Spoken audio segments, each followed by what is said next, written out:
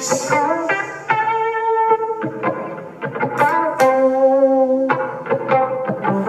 you ready? Are you ready to get your fix? Are you ready? Are you ready to get your fix? Are you ready? Are you ready to get your fix? Are you ready? Are you ready to get your fix? Are you ready? Are you ready to get your fix? Are you ready to get your fix? With the Wicks here on this beautiful Tuesday, January 25th, 2022. And whether you're on Facebook or YouTube, thanks so much for joining.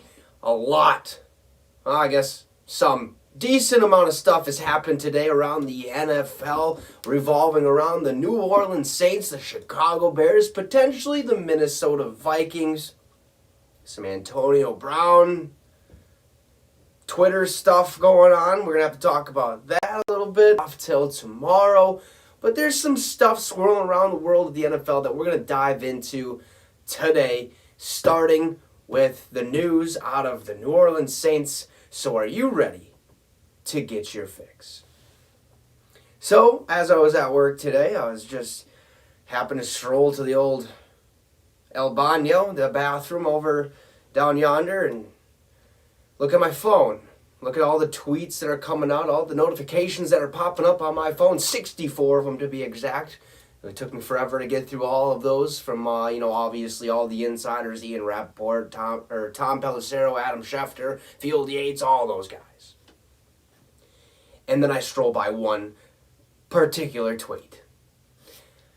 Head coach Sean Payton of the New Orleans Saints has announced his retirement. That's correct, folks. After 15 seasons, or this being his 16th, I believe is what he said during his presser, he has officially called it quits to be a head coach in the NFL. Now, what does this all entail? Is he officially over and done with the NFL, with football in general? What is kind of going around and revolving around his world? Well, as he said in his presser, which was today at 3 p.m. Central Time, 4 p.m. Eastern Standard Time. So if you got to watch that, awesome. I just got to see snippets and stuff of that because, I was chowing down on a good old burrito. But he basically says in his interview, he says, my plans are not to be coaching in 2022. That's just how I feel. But that also means he kind of goes in and dives into it. He says that, is there a possibility that I come back to be a head coach in the NFL?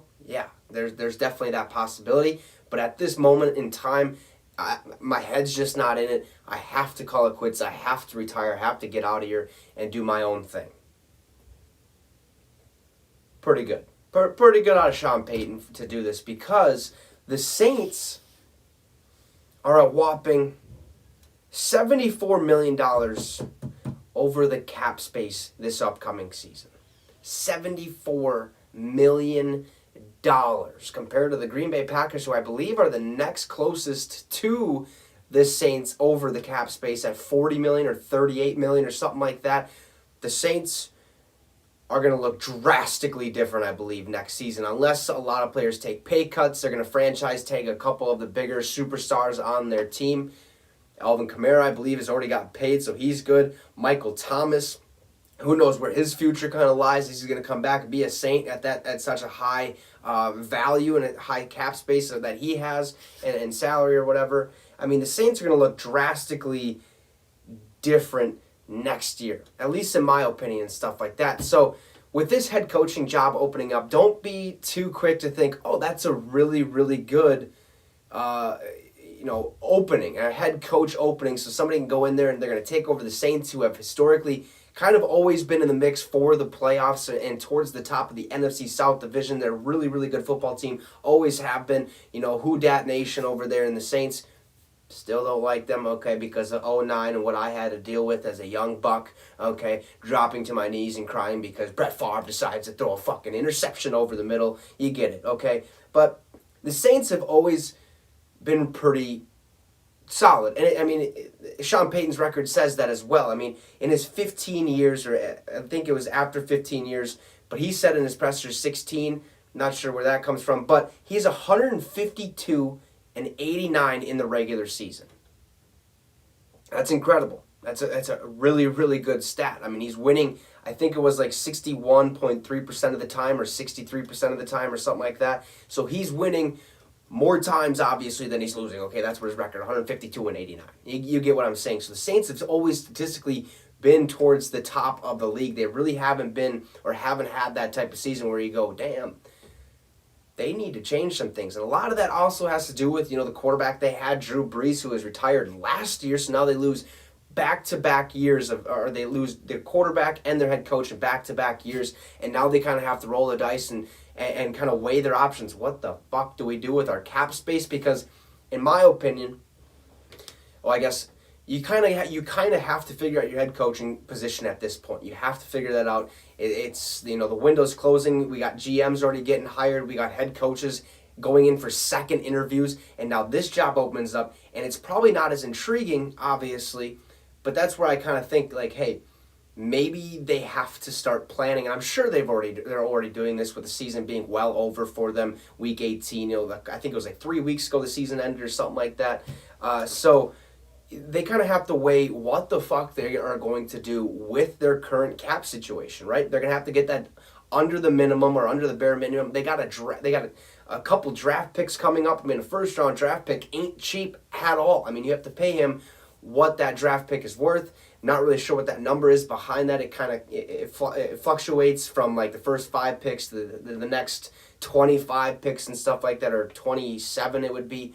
So it kind of fluctuates a little bit. They have to figure out a way to take that $74 million and kind of bring it down. Get under their cap limit. What the fuck can we do? Probably start with fucking Taysom Hill, who I think all of his contract is basically,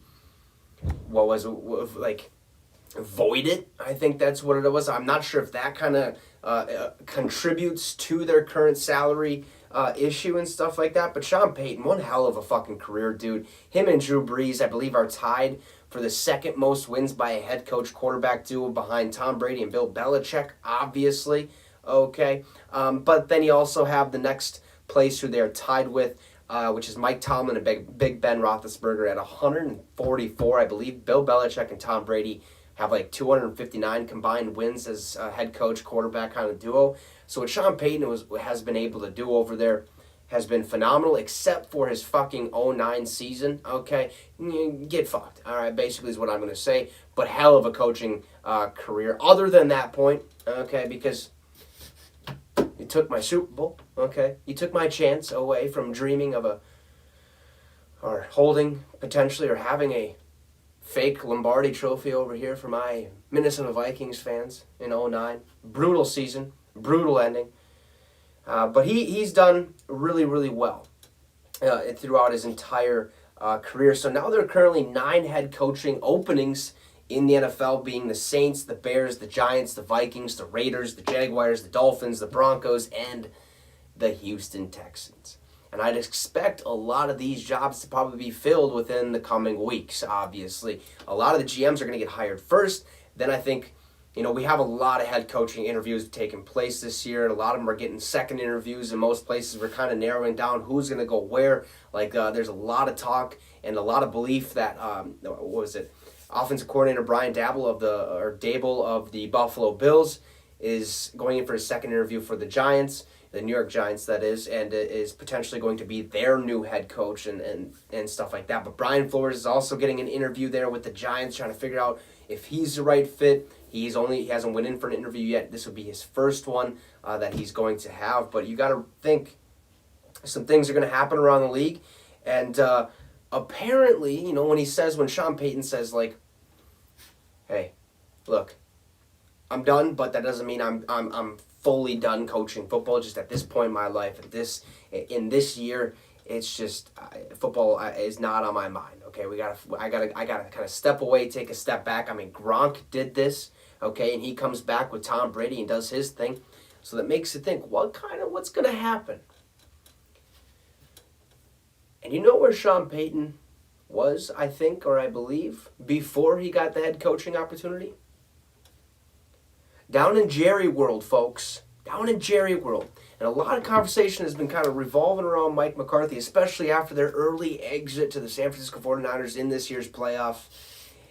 Get rid of Mike McCarthy. Get him out of town. He's just too consistent. He doesn't do enough to win the ball games like he did in Green Bay. He gets them to the playoffs, but that's about it, okay? His time might be coming to an end. It's a very real possibility. Wouldn't expect it this year, and apparently he did say, like, he did say he wouldn't, or Jerry Jones apparently did say, like, he wouldn't fire Mike McCarthy unless he knew Sean Payton was available. So, do with that piece of information what you will. I mean, you can kind of speculate what's going to happen with Sean fucking Payton. Nobody knows except for him, obviously. But there's some interesting little talks being had. Apparently, so you remember seeing early in the year with Drew Brees, and they asked him to potentially come back, and he sent him a picture of him golfing and said, yeah, how about not, okay? I'm going to fucking enjoy my life being a broadcaster, a TV analyst, or a sports analyst, and kind of do my own thing and be who I want to be now outside of the sport of football. That actually happened, okay? Sean Payton did come out and say, yeah, me and Drew had a couple talks of maybe possibly him coming back and playing for us just for this final year. That didn't work out. But he also says that he would like to try going into TV.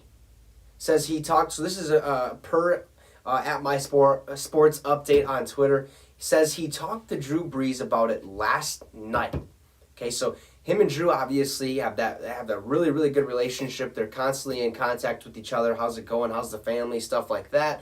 So they're good friends. So obviously they're going to be kind of going back and forth. I'm sure Drew knew what Sean's decision was going to be well before everybody else. I'm surprised he didn't want to break the news, but I mean, with that relationship, you got to leave it up to him to kind of go out there and do that. But he said he talked about Drew Brees last night, and it does interest him a little bit. So we could very well see Sean Payton not in the booth per se, like, you know, a Joe Buck or Troy Aikman or Tony Romo and all those guys, but more of what Drew Brees is doing, okay? Sitting around with a panel of hosts, you know, when it's like when you got like Randy Moss or like Good Morning Football, Kay Adams, Peter Schrager, Kyle Brandt, like that type of thing. That's what we could possibly see Sean Payton doing maybe next year, maybe in 2 years, maybe at some point in his life and some point in his legacy, he might end up doing that and being on TV, bringing football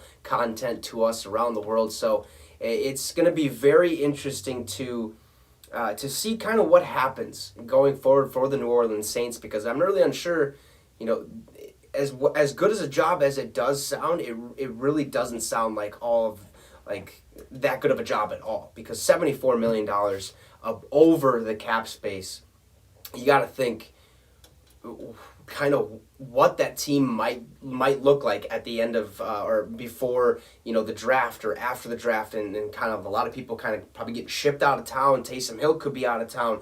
Jameis Winston, who knows what's up with him? I mean, obviously, I think if Taysom's out, Jameis is definitely going to have to stay, or not have to, but probably going to stay and be their quarterback. I mean, you got to look at defensive side of things, Cameron Jordan and all those guys. What's going to happen? What's going to look different about the Saints being $74 million over the cap space? It's just that's a ridiculously big amount of money, and I'm all for it, whatever. Like, okay, cool. The Saints are probably my least favorite team in the NFL because of what happened in 2009, okay?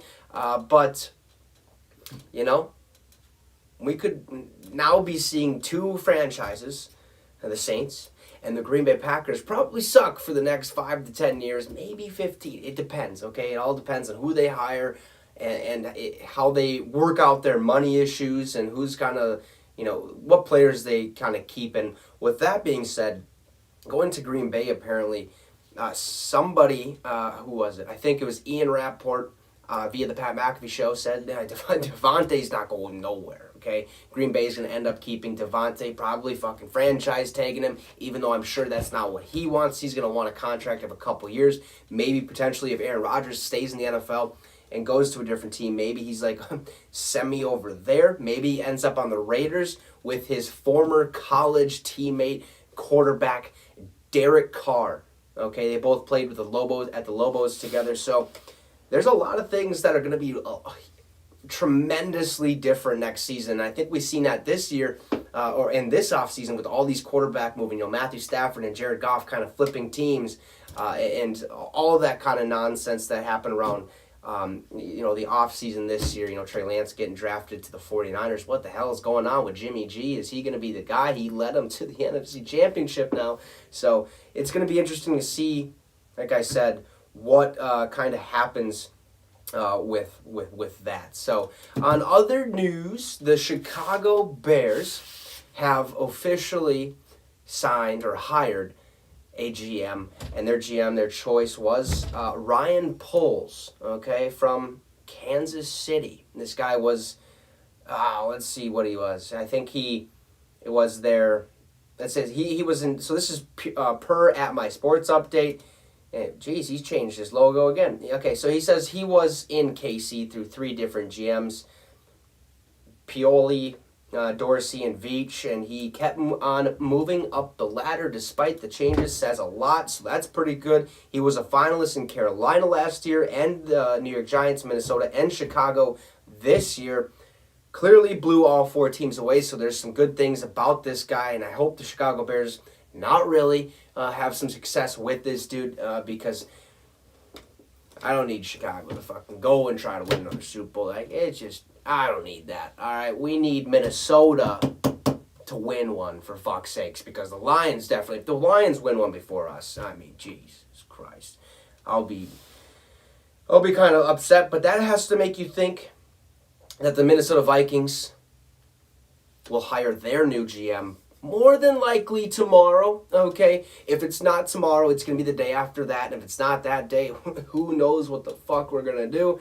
But that means the Cleveland Vice President of Player Operations, I believe, Kwesi Adolfo-Mensah, is probably more than likely 110%, at least in my book, going to be the Minnesota Vikings' next general manager. And I couldn't be more pumped because from what it sounds like, he's a very likable dude. He's done a lot of good things.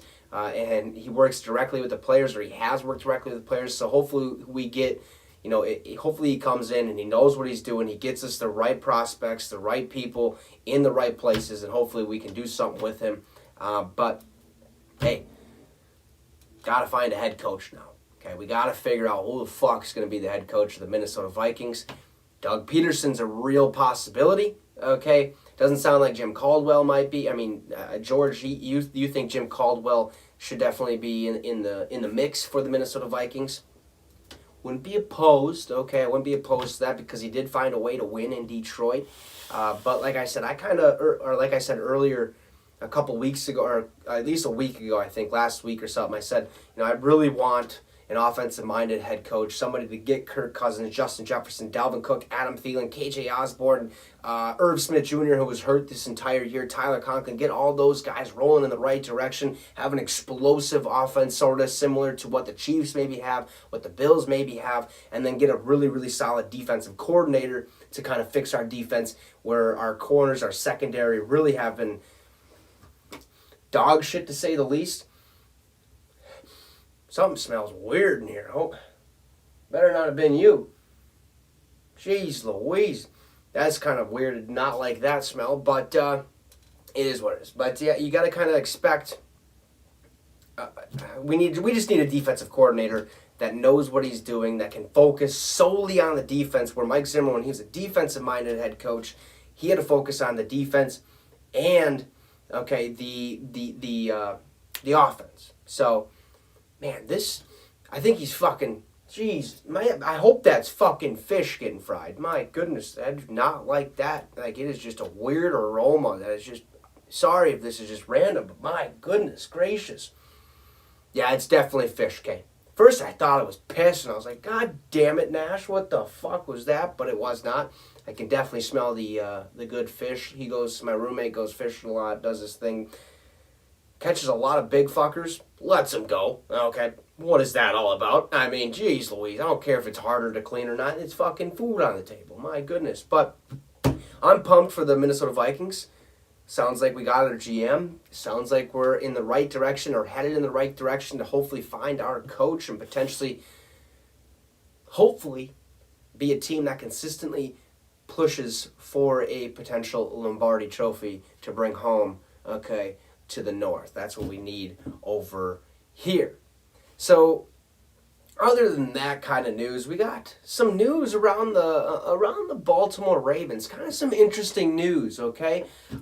First off, it sounds like as if the Ravens and head coach John Harbaugh are very, very, very close to an extension.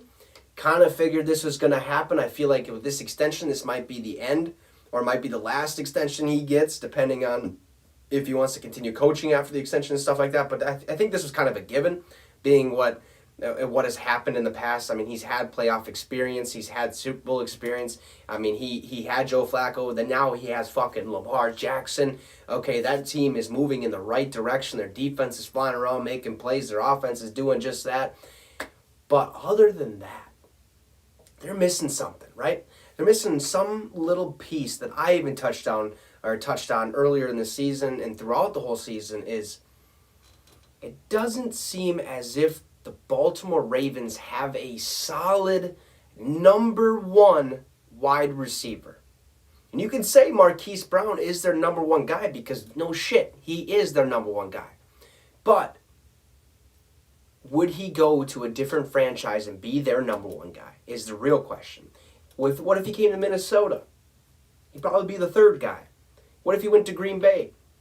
Probably be the third guy or the second guy, depending on how MBS is, Marquez Valdes-Scantling, that is. What happens if he goes to Tampa? Mike Evans is going to be still number one. So there's a lot of, he's good, okay? He goes somewhere else, he's not as good. That's what I'm trying to say. Like, he's not a number one in a lot of spots. But Baltimore, he is, because he is the harder worker. He is their workhorse. He's the guy who Lamar Jackson likes to go there, even though I consider Mark Andrews more their number one, even though he's kind of a tight end. But I've always been saying this whole year, basically, they need a legit number one receiver. Make Marquise Hollywood-Brown play the slot receiving role so he can get open and have explosive plays. He's fast as shit. Move him around, okay? Make him kind of make plays. Take the attention off him, and then I think he's really going to explode, and that leads me to this. Antnio fucking Brown, okay?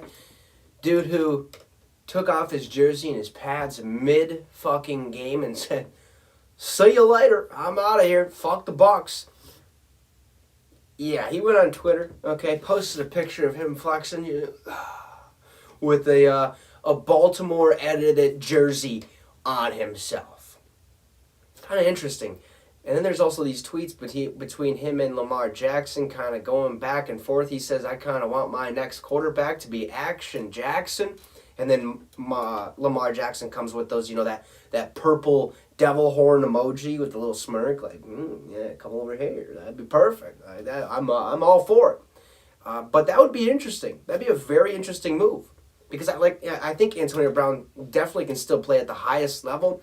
I think he just wants what's best for him. And when things aren't going the right way and when things aren't going his way because of his ego that is the size of the fucking sun, okay, it might be a good fit. Might be a good fit. The man could play number one receiver, move Marquise Hollywood-Brown to the slot. You still got Sammy Watkins. You still probably got Rashad Bateman. Mark Andrews is there. Won't have to do as much, right? And I think the Ravens have been moving in the right direction as of late. So if you add this extra firepower, how well does he play there? How long until he has his little spaz moment, where he just says, "Fuck this, I'm out. Like, I don't want to play football for you guys no more because A, you're not getting me the ball that often." And, which, by the way, who gives a fuck? That means you don't love the sport. You don't give a fuck about football. You're just good at football. And you expect the ball 24/7. It's not going to happen, okay? Just plain and simple. It's not going to happen. You got to spread the love a little bit, all right? Otherwise, it's going to lead to some chaos in the locker room. And if it's just you spreading the chaos, then do your see you later and get out of there. But I think going to Baltimore might be a legitimate thing. My light's tweaking on me a little bit. But I think going to Baltimore, like I said, would be a pretty solid fit for Antnio Brown. Who knows if that's going to happen? Who knows if any into an organization and saying "fuck you," basically, right? The Pittsburgh Steelers, the New England Patriots. What was the other team? There was another team, and obviously the Tampa Bay Buccaneers is one of them. But he's had this, consistent, like little temper tantrum, little attitude, like he's bigger than the world, and he's really not. But hey, I'm all for it because that's who he believes he is, and if that makes him happy, and if he wants to do what's best for himself, not the team, go for it. But at the same time, that's probably going to lead a lot of teams to be like, you're not getting a shot in the NFL. And after that little action that you pulled against the Jets, okay, get out of town. All right, so it's going to be kind of fun to follow this little story. Is he actually serious about potentially going to Baltimore? Is he just trying to give everybody and anybody a chance to have his name in their mouth and come out and kind of speak on it so he gets a little bit more publicity? He's in the social media and stuff, so he doesn't, you guys here. But, the world of the NFL is just, it's a magical place, right? Anything can happen at any given time, at any given moment. Like, for instance, the Tampa Bay Buccaneers somehow making a 20-3 comeback, tying the ball game, and then Matthew fucking Stafford taking away my dream of potentially watching Tom. Isn't enough. And your defense just blows. And we've seen that the whole year. Even though they're riddled with injuries and stuff like that, they stink. So, what do you got? Well, you got the fucking Los Angeles Rams taking on the San Francisco 49ers in our NFC Championship game next Sunday, or this upcoming Sunday at 5:30 p.m. And then you got the Kansas City Chiefs taking on the Cincinnati Bengals in the AFC Championship game at 2 o'clock Central Time on Sunday as well. I cannot wait. We'll dive into those games. Like I said, we probably were going to dive into them today. I'm going to leave that for tomorrow and for Thursday, and maybe some on Friday if John is available to be with me on Football Friday talk and stuff like that. You know what I'm saying? So I'm excited. Playoff football. It really felt like playoff football this past weekend, where the weekend before that, the wild card round kind of felt like another regular season game, or the midway part of the regular season, just not the greatest type of football. The door opens, Nash barks. What the fuck is that about? I mean, I was going to end the show on that, but hey, first you tear up my bed, my bedding, okay? Fuzz everywhere. Now he goes and does this shit. It's okay. For now, anyways. We'll fix it, maybe. Whatever. But we'll dive into those games tomorrow, maybe the next day after that, and stuff like that. Get John's 2 cents on what potentially might happen and how these games are going to look going forward. So thank you guys so much for tuning in, whether that be on Facebook or on YouTube. If you're on Facebook, hit the like, share that shit, fucking get this stuff out into the world so we can have a lot more people watching this beauty of a show, the Get Your Fix with the Wicks show. I mean, come on, hit that share button if you're on YouTube. Hit the subscribe, like, comment, do whatever you please, okay? I do not care as long as you are here with me. That's all that matters. So have a great one. We'll see you guys tomorrow at 6 p.m. Central Time, like always, Facebook and YouTube. Have a great one, and you just got your fix with the Wicks. Peace out, guys. And have a good one.